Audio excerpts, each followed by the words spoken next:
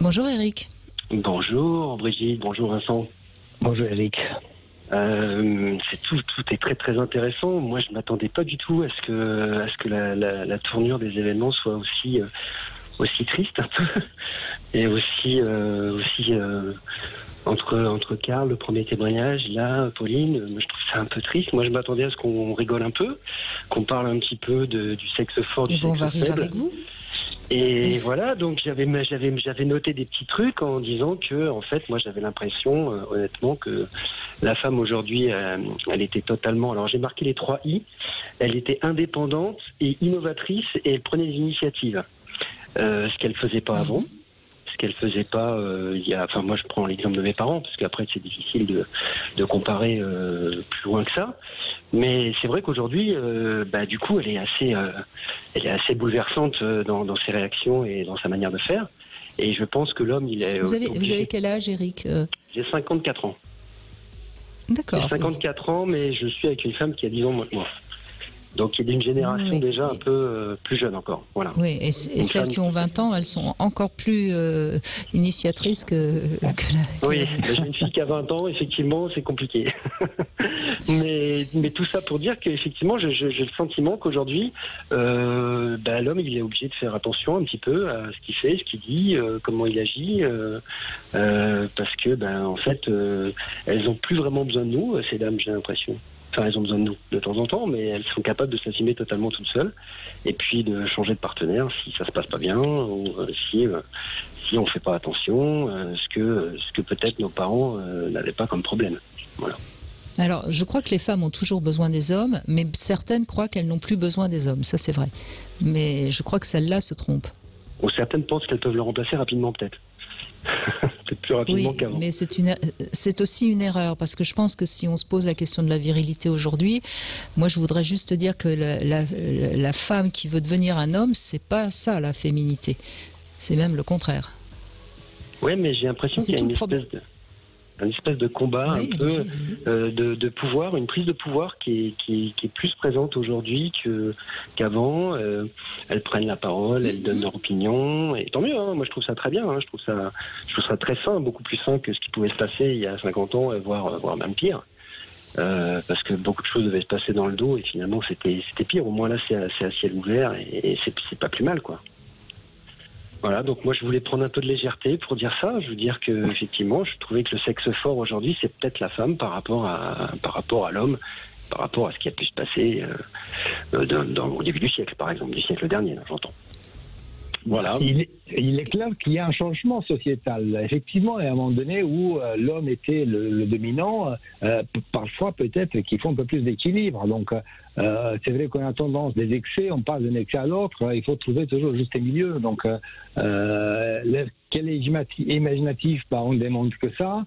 Quelles initiatives on a besoin. Après, comme disait Brigitte, la femme est une femme et l'homme est un homme, donc il ne faut pas qu'on élève des hommes, il ne faut pas vouloir aller vers la virilité, on la devient, voilà. Donc on a des valeurs, mais il faut trouver, c'est toute une question d'équilibre, et j'ai l'impression qu'aujourd'hui il y a une espèce de remise en question d'un équilibre, mais on n'est pas encore trouvé un équilibre qui permet de la stabilité et l'égalité entre nous. C'est un peu ça. Tout à fait, oui, puis c'est ce qu'on a, Eric, c'est l'impression qu'on a aussi par rapport à ce que transmettent les médias. Mais quand on regarde les enquêtes, il y a par exemple 80% de femmes qui ne s'aiment pas ou qui ne se trouvent pas bien dans leur corps.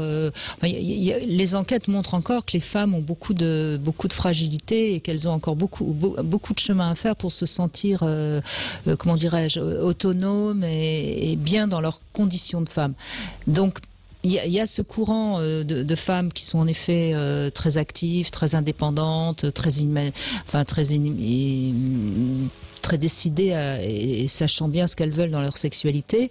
Mais c'est peut-être la face apparente de l'iceberg. Je pense que derrière, il y a quand même encore beaucoup de femmes qui ont besoin de comprendre ce que c'est qu'être une femme et de se libérer justement d'une sorte de diktat de soumission et de même que les hommes ont encore beaucoup de chemin à faire pour qu'on puisse se retrouver. On est dans une période, je suis d'accord avec vous, Vincent Pertan, très charnière, mais il on est loin d'être dans une réconciliation. Ah oui, c'est sûr. On est un peu à la croisée des chemins, on dirait. On dirait qu'on est à la croisée des chemins. On dirait que, voilà, là maintenant on se croise, mais qu'est-ce qui va se passer demain?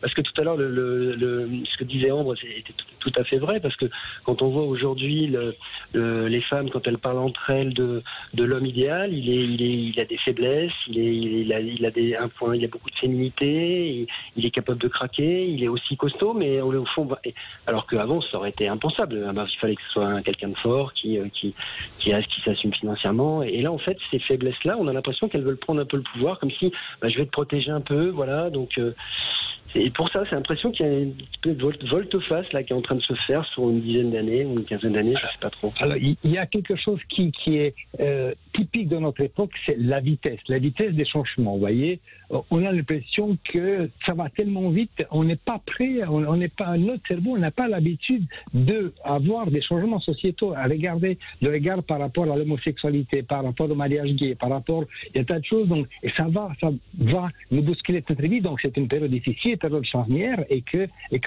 on comprend pas. Donc du coup, ça va pas. Il y a une espèce de presque un combat permanent. Et bien sûr, les médias se mettent en avant parce que finalement, ça fait vendre, c'est intéressant, c'est utile.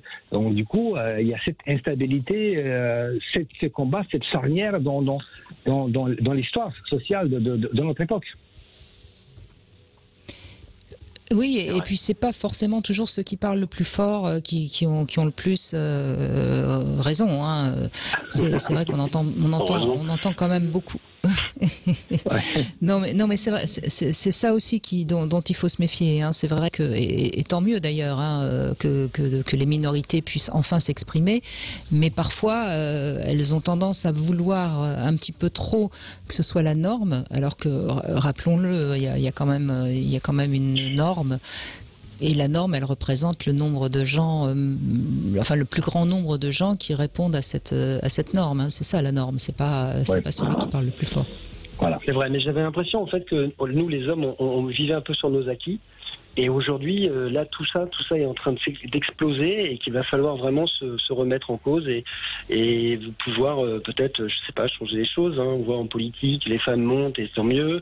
Voilà, je veux dire, à un moment, peut-être d'avoir un point de vue différent, c'est pas mal, et surtout de se remettre en cause, parce que c'est vrai que depuis l'existence, l'homme, c'est lui qui commande, c'est lui qui dirige, c'est lui qui prend les décisions. Et aujourd'hui, on s'aperçoit que finalement, elles sont capables de le faire si bien, vraiment bien. Et puis, du coup, si on se remet pas en cause, ça va compliquer les relations, ça c'est sûr. Oui, moi je suis tout à fait d'accord avec vous, à condition que les femmes qui prennent le pouvoir le prennent en tant que femme et non pas en tant que homme qui...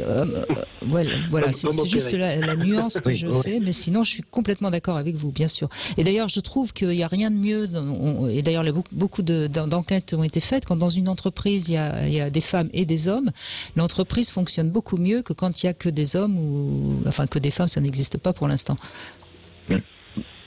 Absolument, donc c'est une question de complémentarité et d'équilibre finalement, comme vous le dites, Brigitte. Absolument.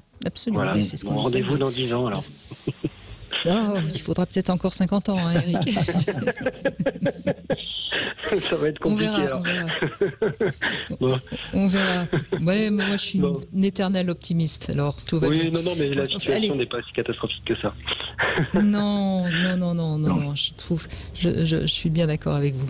Merci, Eric, en tout cas, de cette légèreté que vous avez apportée dans cette émission. Merci.